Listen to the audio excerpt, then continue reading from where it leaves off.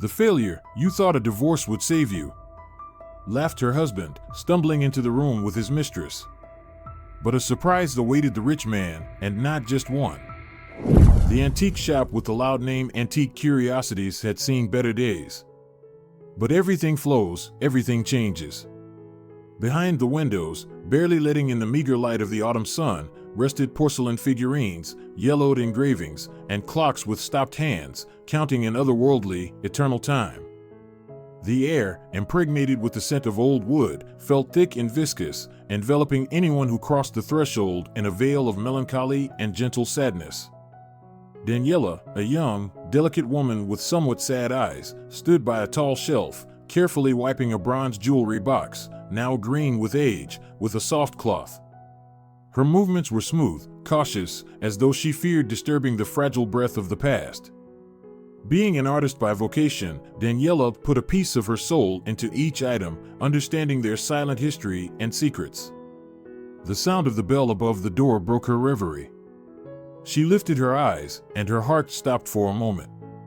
There they were, David, her ex-husband, with a self-satisfied smile, and his new mistress, Elizabeth, with her lips puffed out from arrogance and an expression of eternal dissatisfaction.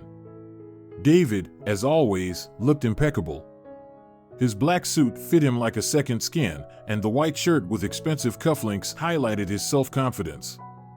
Elizabeth, with bleached blonde hair and bright makeup, looked around with disdainful curiosity.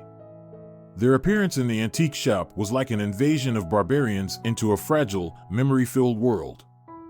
"Well, hello, Daniela," David called out loudly, breaking the tranquil silence. "We thought we'd check out your treasures." Elizabeth, not hiding her contempt, scanned the room, mentally evaluating its market value. "My God, it smells like mothballs here." She wrinkled her nose in disgust. "And how much junk is in here? I don't understand how Daniela hasn't suffocated yet." Daniela, trying to compose herself, placed the jewelry box back in its place. "Why are you here?" "Just wanted to see how you're wasting away here," David replied, never taking his mocking gaze off her. "You always dreamed of this, didn't you? Hiding in a corner and surrounding yourself with old things." Elizabeth snickered, covering her mouth with her hand. Under the light, the exquisite ring on her finger sparkled. "I don't understand how anyone can live in this dust. The smell, ugh." She shrugged her shoulders in disdain. "How do you even manage to make money here?" Daniela, biting her lip, didn't answer. She looked around her shop, where she had spent so many sleepless nights, sorting through each item, studying its history, and bringing it back to life. This was her little world, her haven. Daniela felt a pain as though shards of glass had pierced her heart. Meanwhile, David, with his self-satisfied look, began to stroll around the shop, touching everything. Daniela began to have doubts about the purpose of his visit. He had never shown interest in her passions before. "Look, Elizabeth, what an interesting thing," he said, picking up an antique cane with a silver handle from a shelf. "What a pathetic thing. It's laughable, really. Daniela, do you think anyone would want this?" "It's an antique, and it has value," Daniela replied quietly, trying not to show her anxiety. "Value?" David laughed. "Who would want this old junk?" "Well, except for you, of course. You're always out of touch with reality." Elizabeth, like an echo, joined in his laughter, demonstratively examining herself in the antique mirror with an ornate frame. Daniela winced. All these years, while she was with David, her husband had also been mentally destroying her, just like now. But this time, Daniela felt even more defenseless, as though her ex-husband had torn a part of her essence and her belief in people. "Did you think a divorce would save you, you failure?" David smirked, as if reading her thoughts. "I just wanted to see how you're wasting away here, and you're still struggling in your swamp. I'm quite happy with what I have." Daniela tried to maintain her composure. "Really?" David pursed his lips. "I thought you'd still regret losing your chance. You'd probably be on the other side of the counter now, not in this mothball shop." Elizabeth giggled and interrupted the conversation, not taking her eyes off the mirror. Yeah, Daniela is to blame. She could be living it up on David's money right now, instead of swallowing dust. David's new mistress, Elizabeth, sneered. Daniela lowered her eyes, feeling the heat rise to her face. She wanted to scream, to throw them out, but she knew that would only bring them pleasure. She felt like a child in the middle of a storm, helpless and lost. Daniela felt her heart tighten with pain. These words were more than an insult. They confirmed her deepest fears. Daniela had genuinely believed that a divorce would give her freedom. But David, with his words, confirmed that she still remained under his control, still in the shadow of his power over her. Did you also think you would live happily ever after? Elizabeth added, never taking her eyes off her reflection in the mirror.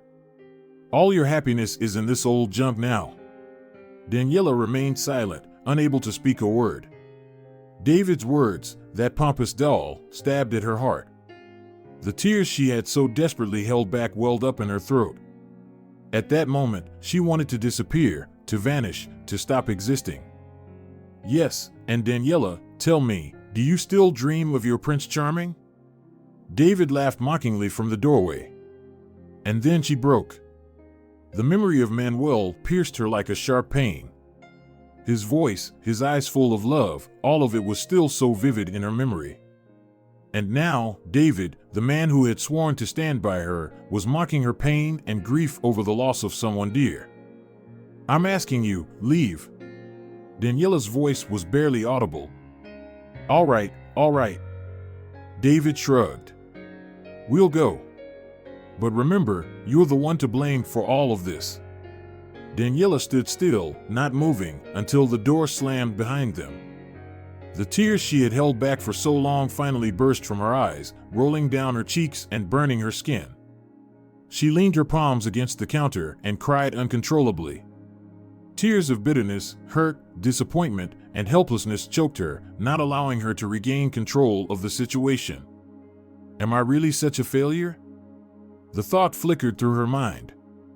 Wiping her eyes with a handkerchief, she stood up and walked over to the mirror. Her eyes were red and swollen, and her face showed sorrow and exhaustion. Daniela looked at her reflection and didn't recognize herself. At that moment, she shifted her gaze to the antique violin hanging on the wall, a living reminder of Manuel. His life had ended so suddenly that it shocked everyone. A talented musician, raising his son alone after his wife had left the family a year after the child's birth. Daniela couldn't believe it when it happened. Was that really a mother? She left her husband and son just like that? After the tragic death of the father, little Marcus had been living with his grandmother, Margaret Arthurs.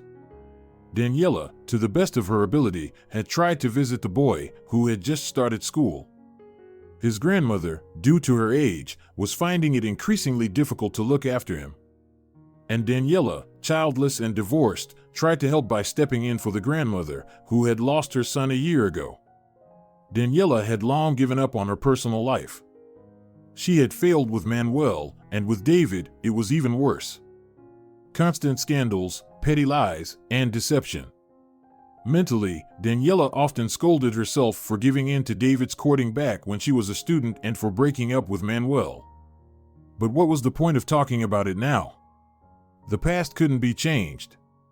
Lost in her thoughts, Daniela slowly walked to the corner of the shop where Manuel's old leather-bound violin case stood. It had been here for 6 months, a mute reminder of lost happiness. Daniela rarely touched it, each time feeling how the old wound in her chest would hurt anew. But now, she felt a strange, inexplicable pull towards it, as if something was calling her. Carefully running her hand over the worn leather, Daniela unfastened the clasps. Inside, on a velvet lining, lay the violin. She gently picked it up. At that moment, a strange feeling overcame her, as though she were holding a piece of Manuel's soul in her hands. Daniela couldn't help but smile, remembering how he had taught her scales. Remember, Daniela, Manuel had said, and his voice rang in her memory again, music is the language that the soul speaks. And if you learn to understand it, you'll be able to understand other people too." Struggling to hold back tears, she placed the violin on the table and opened the small pocket inside the case. There, in addition to a spare bow and rosin, was a folder with sheet music. She remembered that Manuel always carried it with him. Daniela opened the folder, expecting to find familiar scores. But instead, unfamiliar notes greeted her, written in uneven handwriting. Her heart began to pound wildly. This was not the piece Manuel was supposed to play that fateful night. She knew that for sure.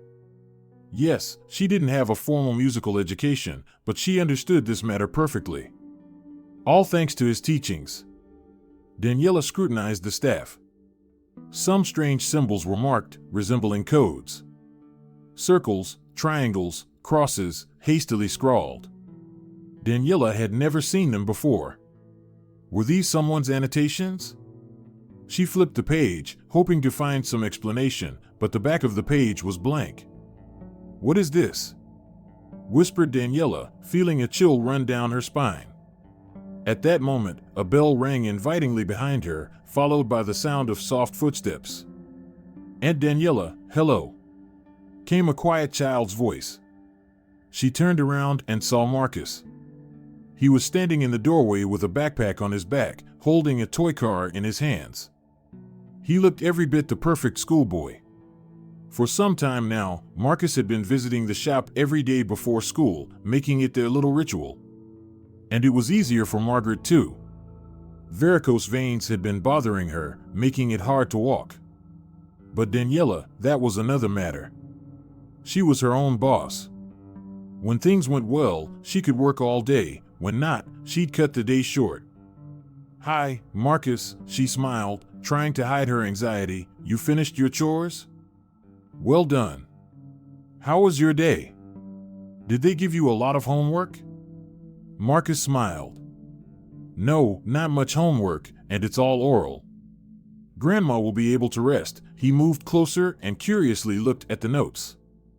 "Are these Dad's?" he asked, his eyes lighting up with interest. "Yes," Daniela replied, "but they're a bit strange." She didn't want to show her concern in front of the child. "What's drawn there?" Marcus pointed at the odd symbols. "Looks like some notes," Daniela replied, unsure of what else to say. "Maybe it's a secret?" Marcus suggested, and seeing her surprised look, added, "Dad loved secrets. He used to say they make life more interesting." Daniela smiled, remembering Manuel, who always made up different games and riddles for them. But what if Marcus was right? What if this was a secret left by Manuel? But what secret could this sheet of music hold? And who left these strange marks? It didn't look like Manuel's handwriting. Daniela remembered it well. They were in the same class. "Daniela, you're the only one who truly understands my music," he had once told her, holding her hand. "You feel it just like I do." "And you are my music," Daniela had replied, and her heart had filled with calm. Tears welled up in the corners of her eyes again. How she missed Manuel's touch, his voice, and his laughter. "Aunt Daniela, there's something. Well, Grandma asked me to pass something on to you." The boy lowered his gaze. "She said you draw very well. She wants you to draw her portrait." Daniela tensed. "I'm not opposed, but why does Grandma need it?" "She wants to have a photo taken from the portrait for her tombstone." Marcus spoke quietly, as if afraid to say something wrong. "Grandma says she won't be around much longer, and she wants to be remembered as she is now." Daniela's heart ached. She knew Margaret wasn't young anymore, and her strength was running out. But the thought of her portrait on a tombstone left her unsettled. "All right," Daniela took the boy's hand, "I'll come with you. But first, let's have some tea and a snack." That's exactly what they did. Daniela quickly set the table in her office, where she always had some snacks. Mostly not for herself, of course, but for Marcus or the clients. After treating the boy to tea and fresh buns from the cafe around the corner, Daniela closed the shop and went with him to Margaret's house. Margaret's home, made of wood but still sturdy, stood on a quiet street in a residential area. Time and bad weather had left their marks on it. In places, the paint had peeled and the boards had cracked, but despite all that, the house still retained its charm. The garden with its uneven path and old apple trees also looked abandoned. Daniela once again scolded herself for not taking care of it sooner. They entered the house, and the strong smell of herbs and medicines enveloped them. Margaret was sitting in an armchair by the window. Her face was pale, and her eyes showed sadness and fatigue. "Daniela, come in, dear. I'm so glad you came. It's so wonderful to see you." Daniela hugged her grandmother, feeling how much weight she had lost recently. "Margaret, I'm glad to see you too. Marcus probably already told you everything?" The grandmother smiled faintly. "I know, you're so talented. I would really love for you to paint my portrait." "Of course," Daniela replied, feeling a lump rise in her throat. It hurt her to look at the elderly woman, knowing her time was running out. "I'd be happy to." Margaret was delighted. "Oh, thank you, dear. I've already prepared the canvas and paints. Marcus, please be kind and get everything out for us." Marcus, without rushing but with joy, moved around the room, found everything needed, and placed it in front of Daniela. When everything was ready, the guest sat down across from Margaret. She took a pencil and began sketching the first outlines. The grandmother watched her with a quiet smile. Her eyes radiated a special kindness. "Daniela," she suddenly said, "you're so much like Manuel, so kind, so bright. He would be happy to know that Marcus is with you now. I guess all creative people are like that." Daniela looked away, trying to hide her tears. She knew Manuel would be happy about this.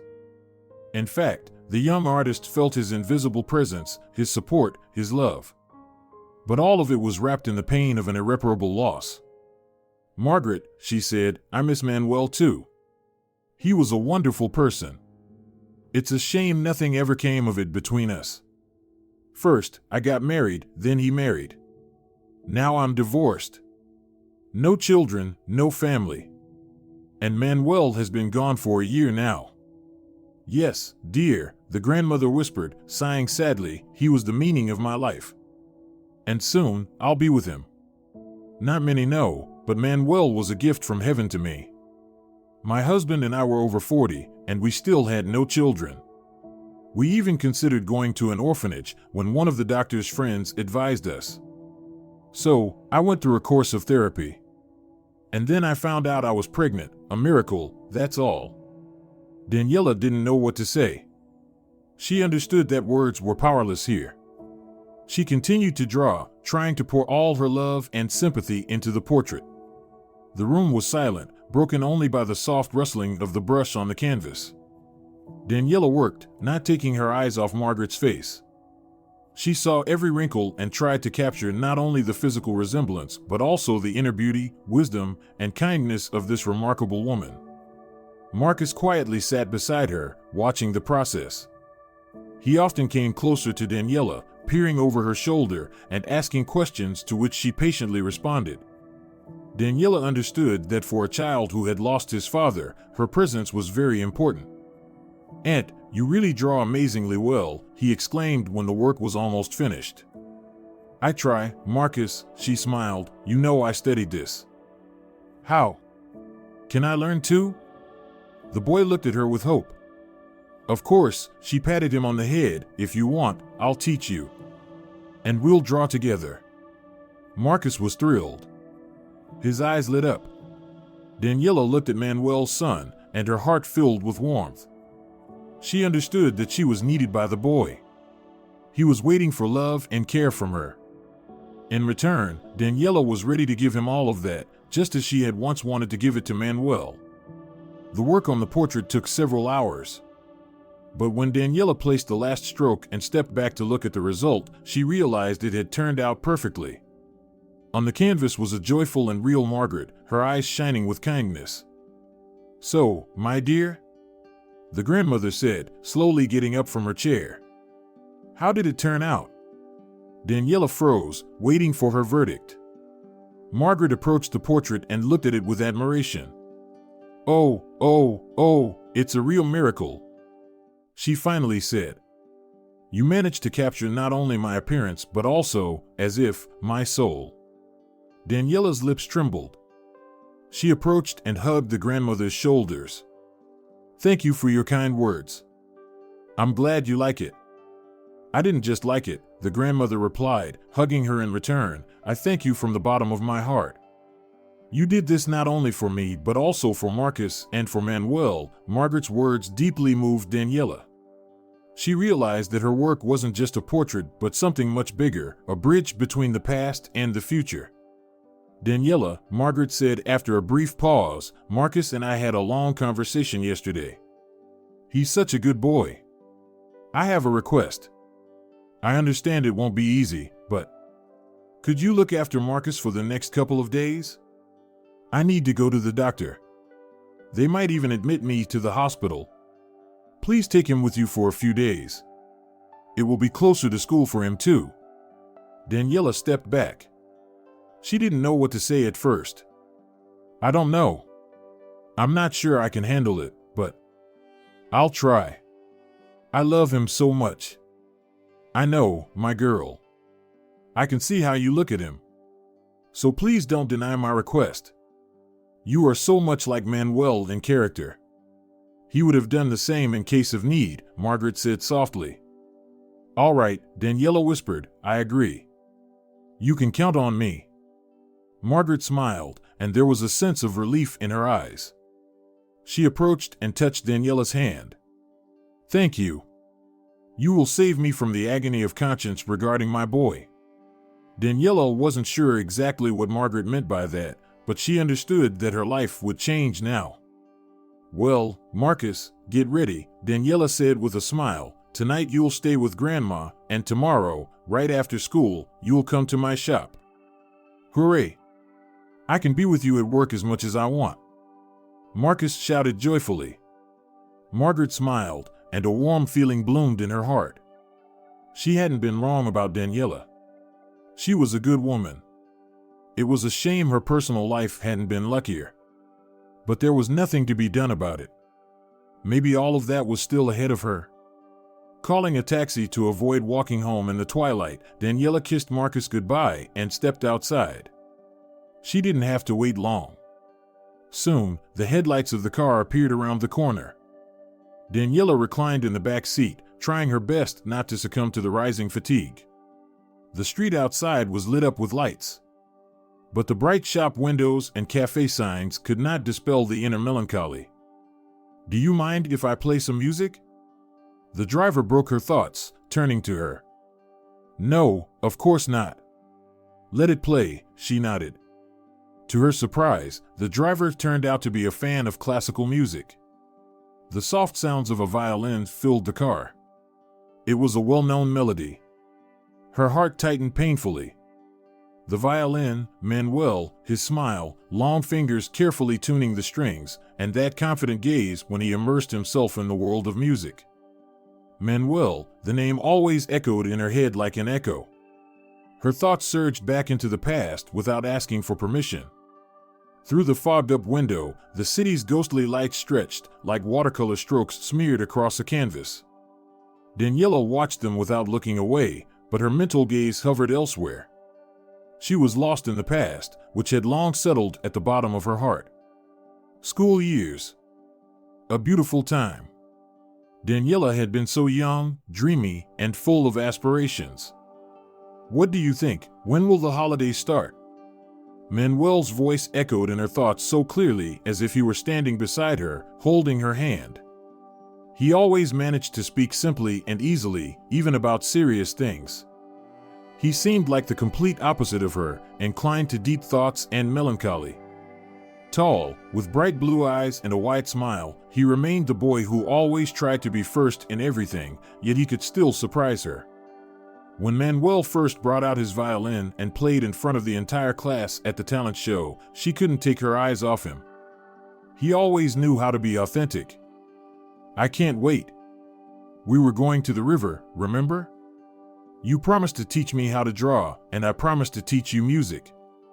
Manuel's eyes had shone then, as if the whole world was one big adventure for him. Daniela smiled at the memories, feeling tears run down her cheeks. The taxi stopped abruptly at a traffic light. She flinched, snapping back to reality. The driver glanced at her in the rearview mirror. "Are you all right?" he asked, his voice carrying more of a polite routine than sincere concern. "Yes, I'm fine," Daniela answered calmly. Although inside, everything was burning with the pain from the memories, "I'm just tired." Remembering Manuel without tears was impossible, for he had been the one who gave her true youth, full of sincerity and first love. They had been a couple, as some jokingly said in class. They studied together, dreamed, laughed. Daniela clearly remembered their ritual. Manuel always saw her home. It didn't matter if it was raining, snowing, or the starry sky was shining. And no matter how much she shyly tried to avoid compliments, each of his words warmed her soul. "Daniela, you know you're special? You're like you were made to create," he once told her after seeing her sketch in an album. "You see, music is sound, and your paintings are silence." But they both speak of the same thing. After his words, Daniela blushed to the tips of her ears. Manuel's confessions had always been simple and honest, without any unnecessary embellishments. Daniela loved him. But girlhood shyness often got in the way of saying it out loud. The taxi started moving, and a new melody, some modern song, began playing through the speakers. But Daniela once again lost herself in her memories, flipping through the pages of the past. "Come on, Daniela. You two fell for each other, why hide it?" Miranda laughed, her friend sitting next to her at their shared desk. "Miranda, stop it. We didn't fall in love, we're just friends." Daniela tried to hide her embarrassment. Just friends. Did you see how he looks at you? It's just like in the novels. You could shoot a film scene right now. Wake up already." Her friend winked playfully. Daniela just shrugged it off, but her heart already knew her friend was right. Daniela remembered the day they skipped class together. Well, no, skipped would sound too criminal. Manuel simply insisted they go to the park instead of boring algebra lessons. "Sometimes there are things more important than equations, Daniela," he laughed, gallantly taking her arm. "Just promise me your parents won't be angry with me for this." "That's what an eternal friendship oath is for," Daniela joked. They often laughed and played pranks on each other. Even then, when everyone around thought they were in a romantic relationship. Or maybe they were. No one, not even Daniela herself, could truly say what bound them. What more do school kids need? Just being together, sharing sandwiches during breaks, and discussing wild dreams.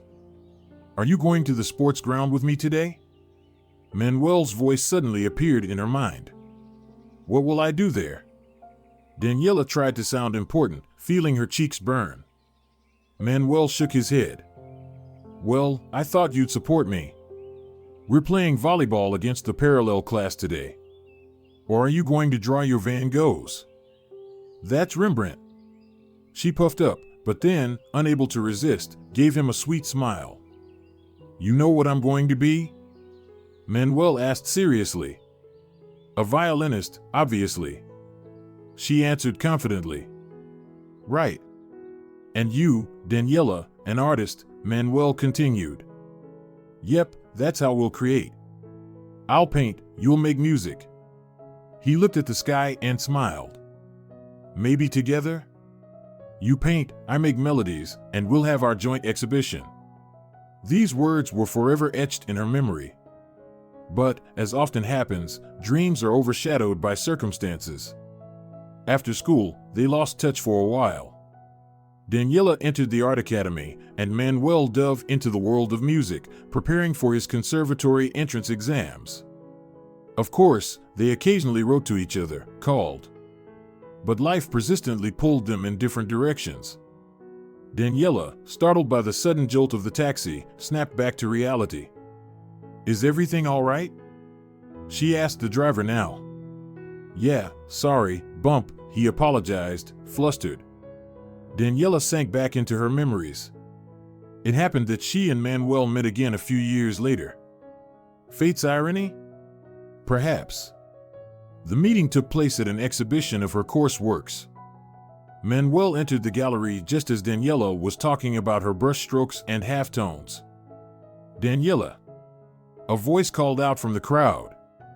She turned around and saw a young, fit man.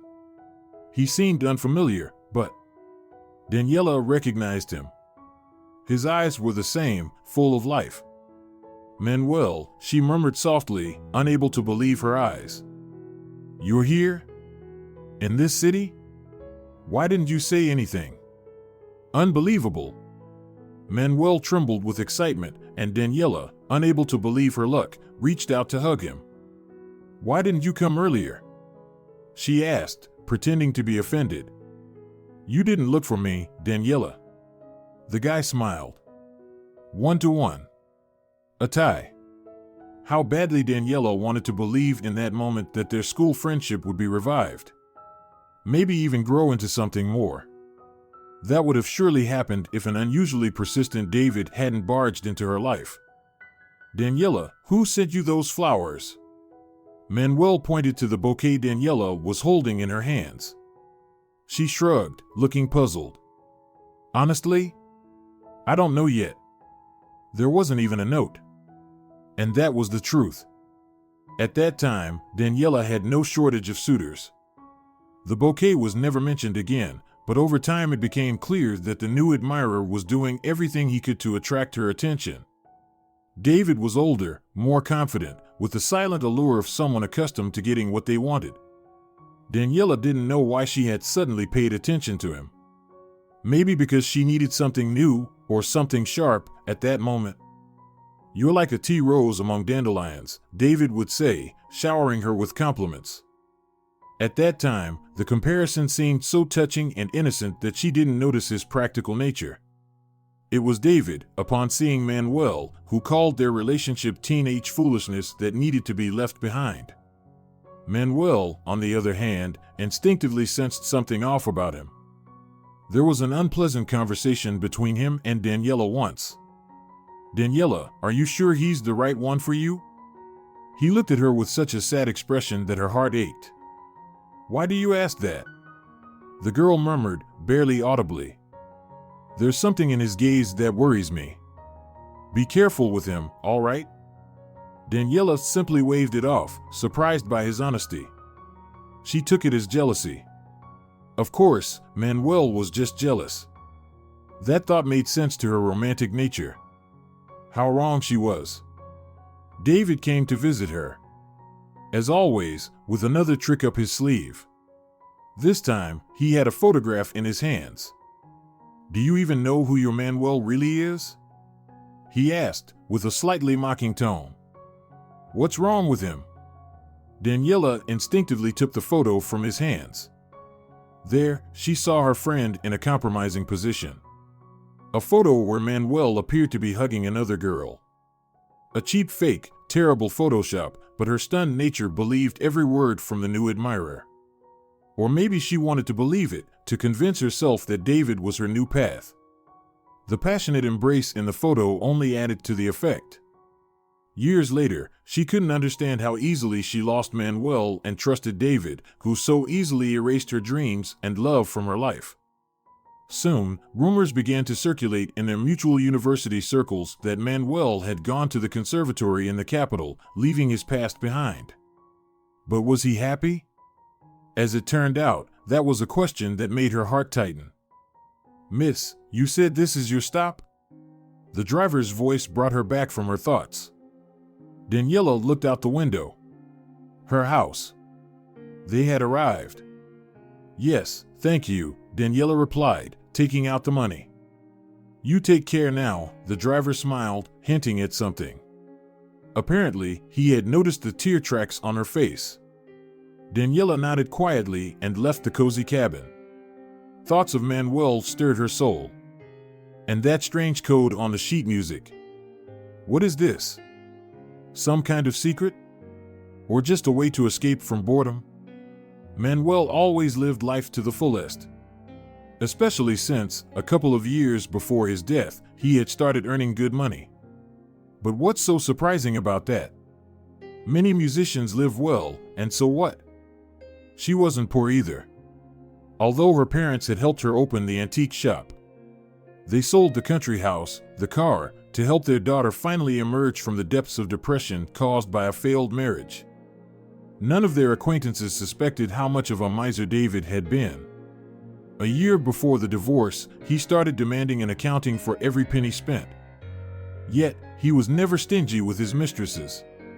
Fur coats, gold necklaces, brooches. But for his wife, a kitchen set for her anniversary. Here, take it, don't deny yourself anything. However, Daniela didn't care much about the gift itself, but rather the attention. But her ex-husband couldn't even get that right. He confused the day of her birthday and was unprepared for it. But Manuel remembered everything. Even when he was suffering in a failed marriage with a woman who, like a cuckoo, had left him with their son and run off with her lover abroad. And could such a woman call herself a mother? Daniela was barely acquainted with Natalie. They'd met a couple of times in the city. She was pretty, slim. After their meeting, Daniela couldn't shake the thought that Manuel had chosen her for a wife because she was Natalie's exact copy. They looked very alike. Or maybe it was just a coincidence. The next morning, she entered the shop with an unusual lightness in her soul. But before she could begin cataloging, the bell rang, pulling her away from the important task.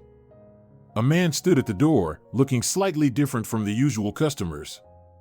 Young, tall, with a kind, charming smile on his face, he held a small, darkened wooden box in his hands. "Good afternoon," the guest spoke in a soft, confident voice. "My name is Nicholas. I read on your website that you help with evaluations." "Yes, of course." "I'm Daniela," she replied, extending her hand. "I'm not planning to sell it, I'll tell you right away," Nicholas quickly explained, placing the box on the counter. "It belonged to my grandfather. I just want to learn its history and get an approximate value." The box was made of dark wood, decorated with intricate metal patterns. Daniela carefully examined it, feeling the touch of the past. "Good craftsmanship," she said, "probably from the late 19th century. Let's take a look." Inside the box was a small set of writing instruments from that time. Papers and a few sheets. While Nicholas examined them, Daniela inadvertently glanced at the shelf where the violin case lay. It seemed to be waiting for its moment, holding a secret and that strange sheet music. "You have an interesting shop," Nicholas remarked. He was carefully studying everything around him, as if looking for something special. "So much here, yet it doesn't look like much at first glance." "Every item has its own story," Daniela replied sadly. "Is that a violin case?" He nodded toward the shelf. Daniela's heart skipped a beat. She walked over and took the violin case in her hands.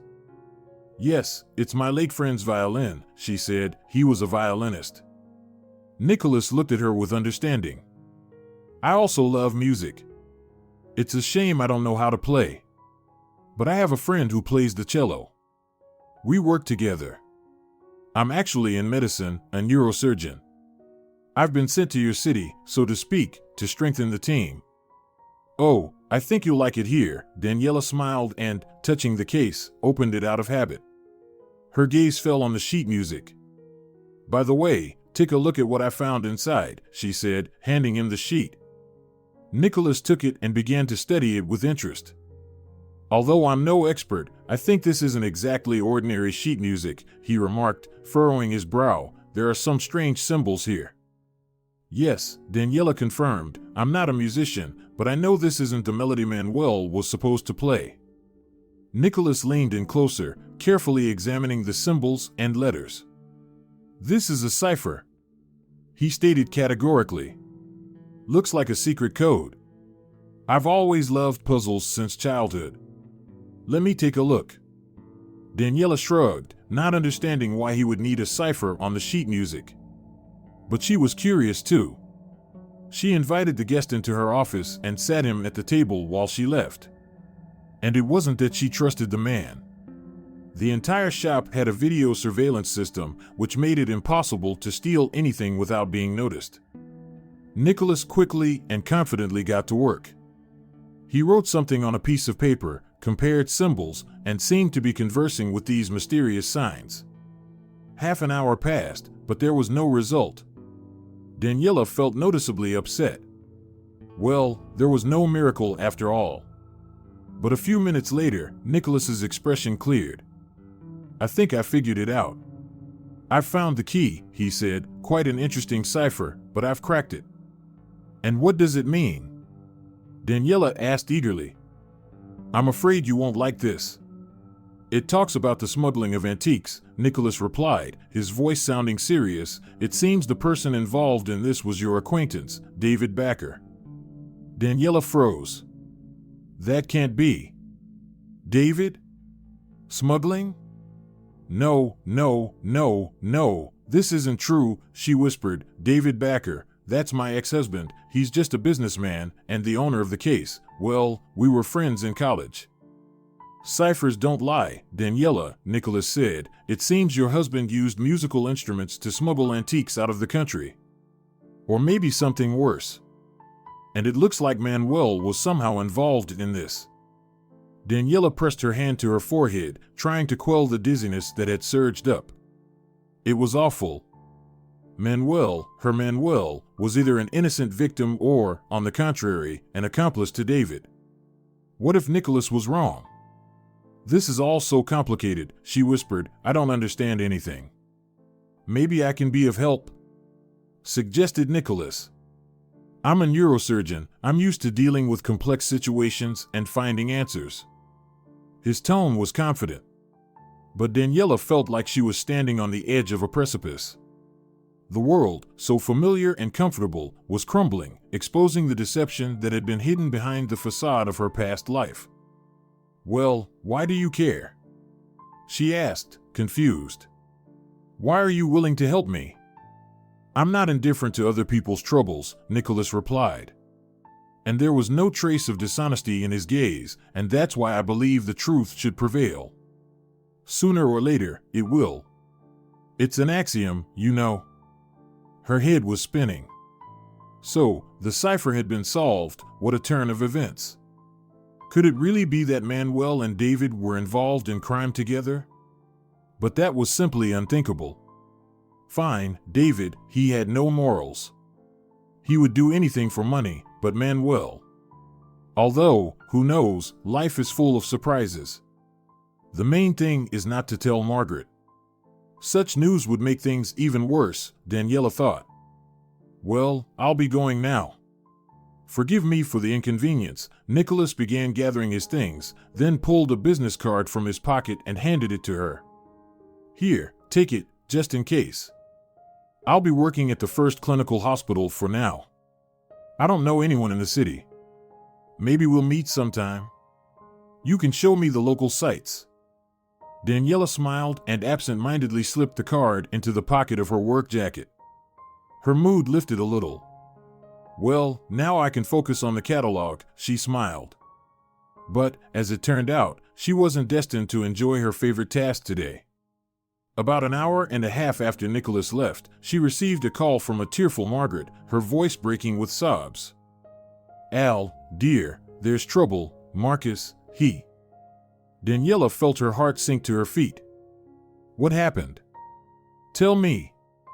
She nearly shouted into the phone, feeling her palms go cold. "Marcus fell from a tree." The grandmother sobbed. "He was trying to save a kitten. They took him to the hospital. They said Marcus has a possible spinal injury."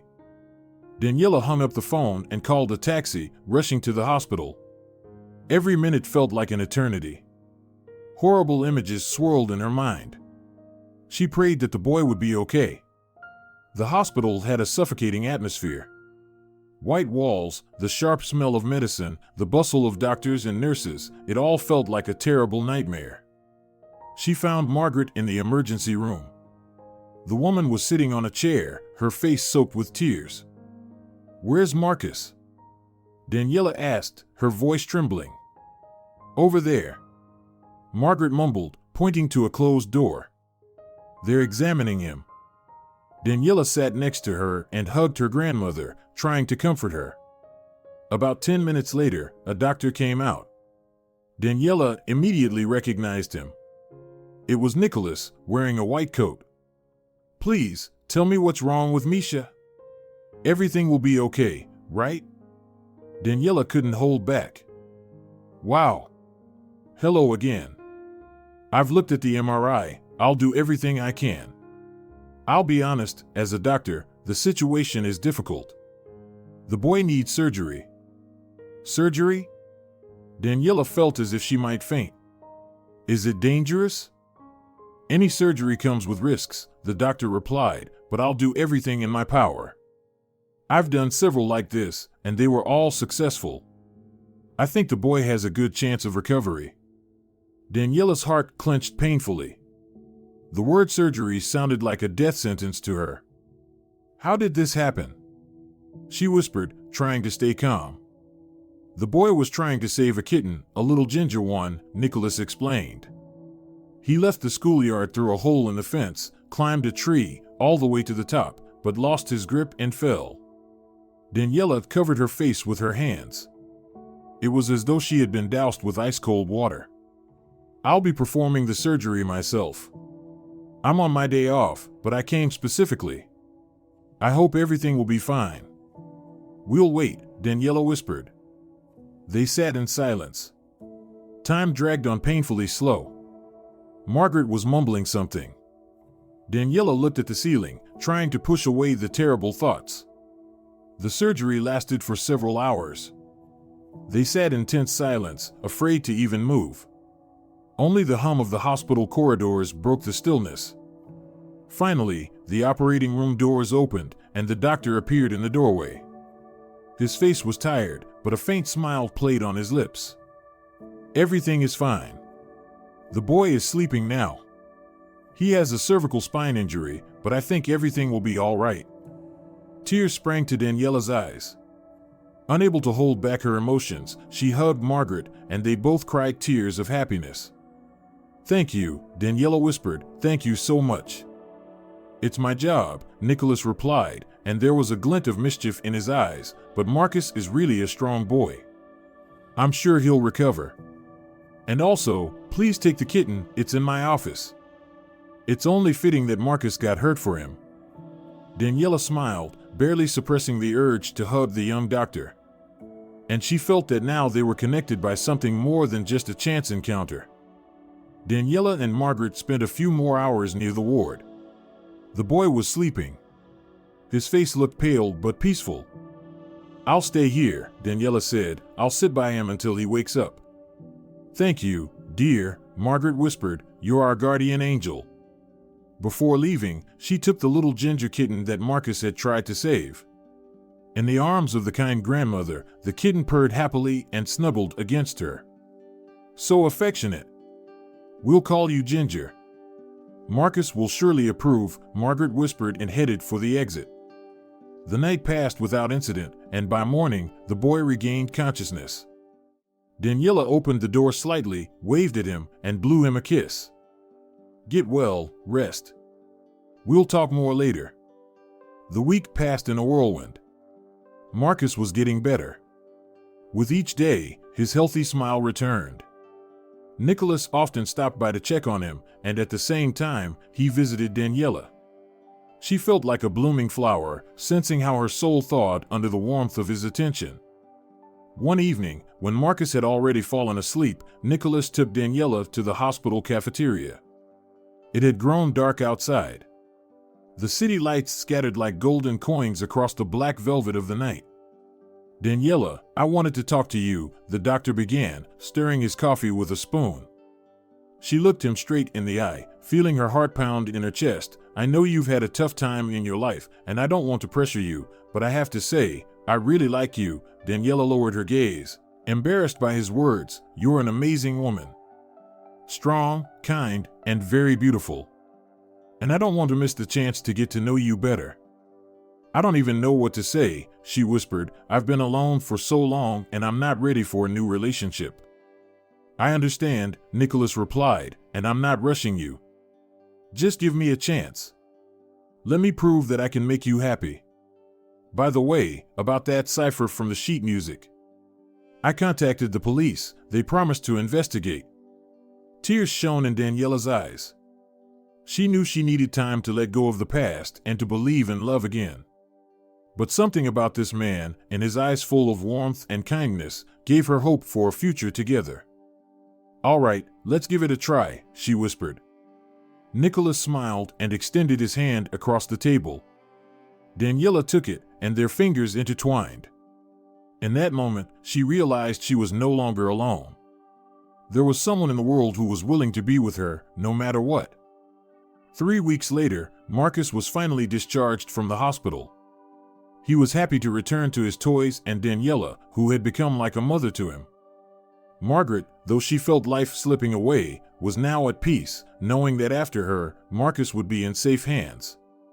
Thanks to Nicholas's intervention, the police began an investigation. Soon, David was arrested. His crimes quickly surfaced, revealing the rotten nature of her ex-husband. As it turned out, Manuel had not been involved in the antique thefts and had discovered the smuggling by accident when, during a joint performance abroad, he noticed a colleague hiding something in a violin case. And when Manuel saw David paying the musician for the smuggling, he couldn't just walk away. At first, he threatened him, then warned him by contacting the police, but never managed to finish what he started. Realizing that he might be in danger, Manuel wrote a coded note and hid it in the violin case, disguised as sheet music. The life of the talented musician was not taken by chance.